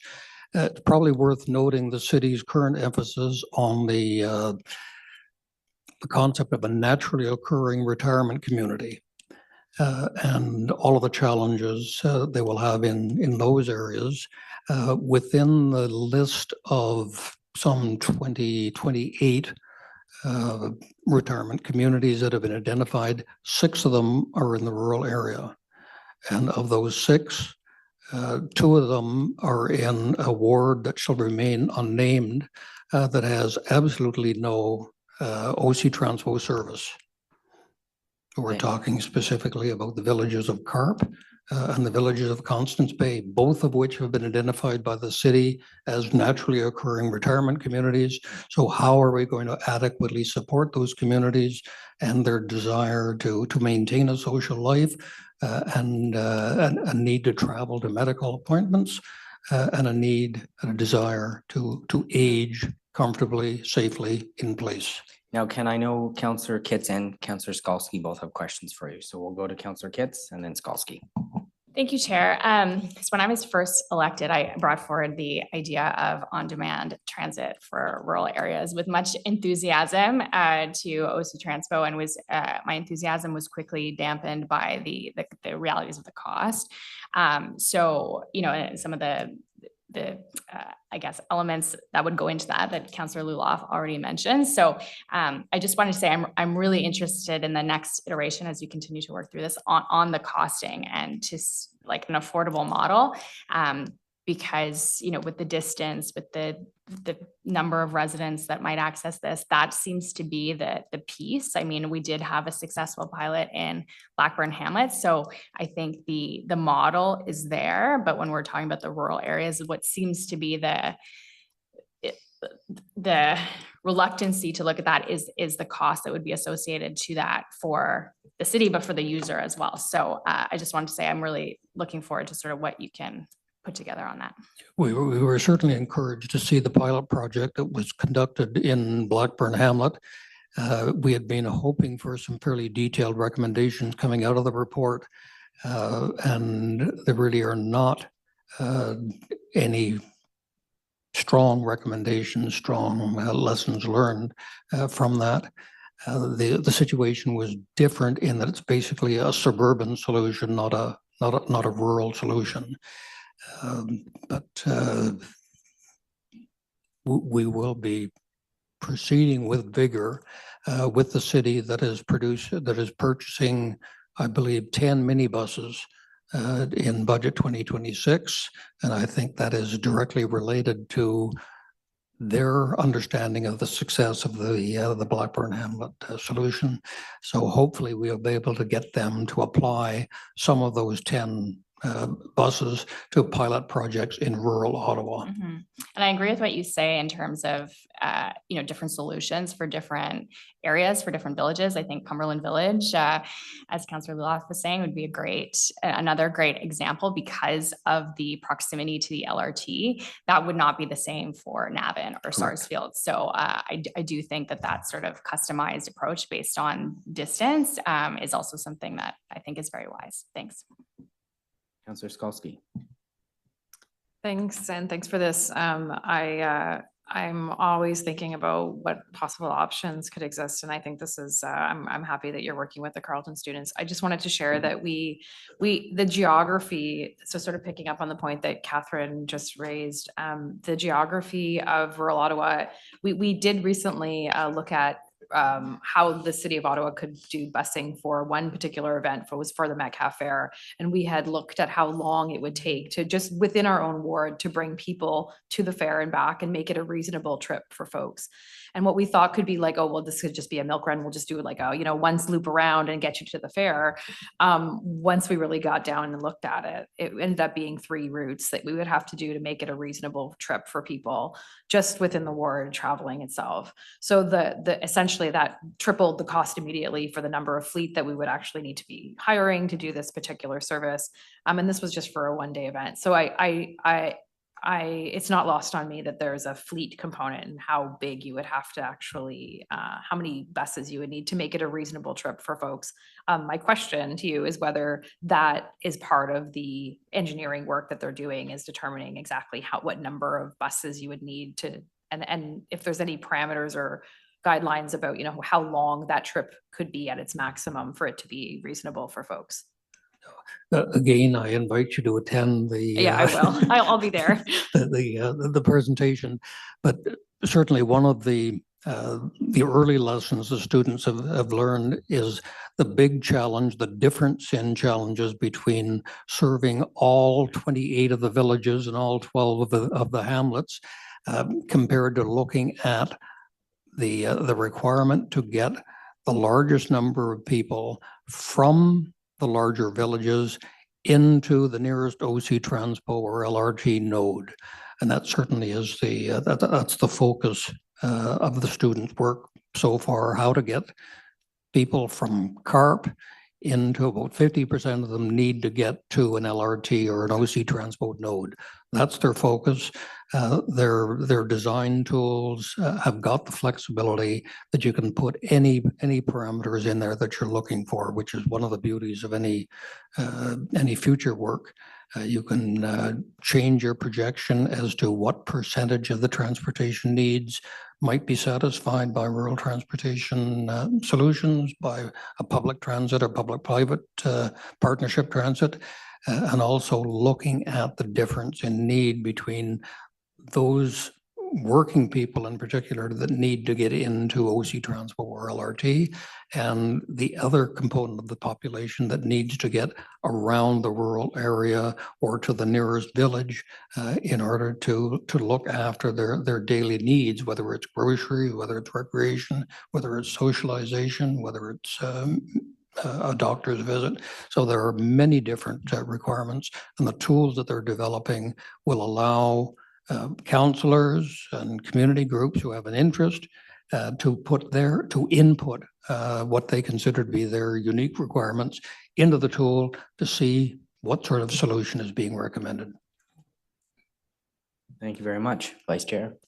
Well, you just answered the first question I had in terms of the split versus, getting people to OC Transpo hubs versus getting people around in rural wards, because I definitely see that as a need as well.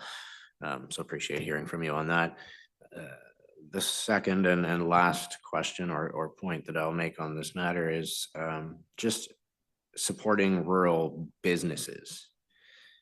The CarPro corridor, who I imagine you have heard from perhaps as part of this discussion. I hear from them regularly in terms of the challenges they face in getting employees out to those businesses in the CarPro corridor, rural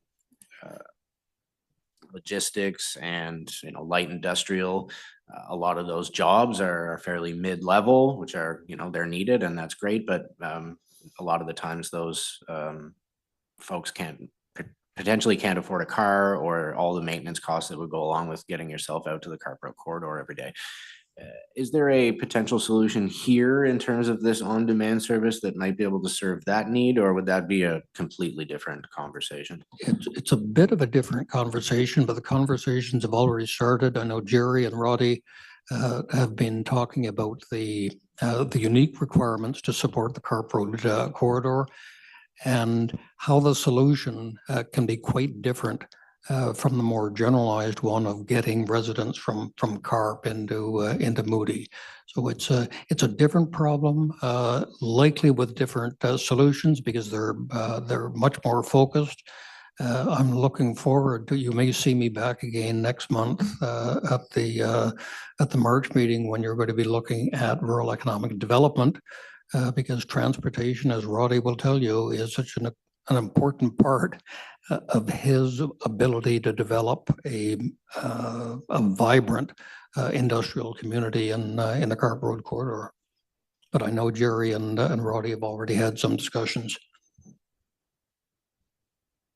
Thank you very much, colleagues, for the questions, and more of a few statements from me. And I honestly believe, and it's been mentioned here, flexibility is going to be the key moving forward. I've said it before, my colleagues will certainly resonate with this, but for many of our rural villages, the only difference between them and a village just beyond the boundary of Ottawa is that we are in Ottawa. We live very similarly to North Grenville, to Russell, to Clarence Rockland, to Carleton Place and Beckwith. And so I truly believe that to move this issue forward, we'll have to rely on our private sector partners. And that shouldn't be a concern or a worry to residents in Ottawa or taxpayers, because at the end of the day, I think what we should be talking about is mass transit. How do we get as many people onto a communal rideshare program or solution and out of their cars? Because it will reduce traffic congestion going in. It'll improve the environment. Hopefully it'll lengthen the good state of our roads. Ultimately, a nice smile, Ken, there. Ultimately, I think we have to be open to that. And for us going forward, I know in the report that'll come forward later this spring, there will be a large component on that rural transit option, because it is a priority for each of us as the rural area continues to grow. And last week at council, we approved the new zoning bylaw, where we're going to start increasing the density, predominantly in the urban areas, but in our villages where it makes sense. So we preserve farmland. So we're going to build up instead of out in our villages. And at least that's my hope. And as we see some of the rural villages continue to expand, and I think in my ward, Richmond and Manotick specifically, between those two villages, 93% of all growth in rural Ottawa has been headquartered in those two villages. And those folks are looking for flexible solutions that'll get them into the city and then get them home. We also recognize that Public transit isn't going to necessarily get you to the arena in the village next door on evenings and weekends, which is why driving a vehicle in rural Ottawa is still going to be the primary mode by which we get around. But if we can introduce some of these flexible options to get people out of their cars, I think it'll be well received. I also think it's an opportunity for the rural affairs team to continue with the progress we've made on the one size does not fit all model. Transit is a huge slice of the city's pie. In fact, when you look at municipal dollars, transit is the biggest slice of municipal funding. And so surely there are opportunities that we can leverage. I'm happy you referenced North Grenville. I think Mayor Peckford is doing a fantastic job with her council at rolling this out and expanding it. And I think there's opportunities that we can leverage between some of these municipalities and the city of Ottawa. As they move through the rural area towards urban Ottawa, we should be able to access some of those services. So thank you very much for coming out, Ken. I really appreciate it. This was almost an entire agenda item on its own. Jerry, I appreciate you coming out and the work that you've been doing in the background to move some of these solutions forward. So thank you very much. Thank you, colleagues. Thank you for your attention. All right, adjournment is the next item on the agenda. I'll note for the committee and public's awareness that we do have a few meetings coming up. The next one will be on Wednesday, February 18th, which is a special joint meeting with the Planning and Housing Committee. And our next regularly scheduled meeting will be on the 5th of March, Thursday, 5th of March. And for committee's awareness, I believe the clerk's office is looking to schedule potentially a special meeting to review the item that was deferred from our agenda today. So thank you very much for coming out. Much appreciated. And committee stands adjourned.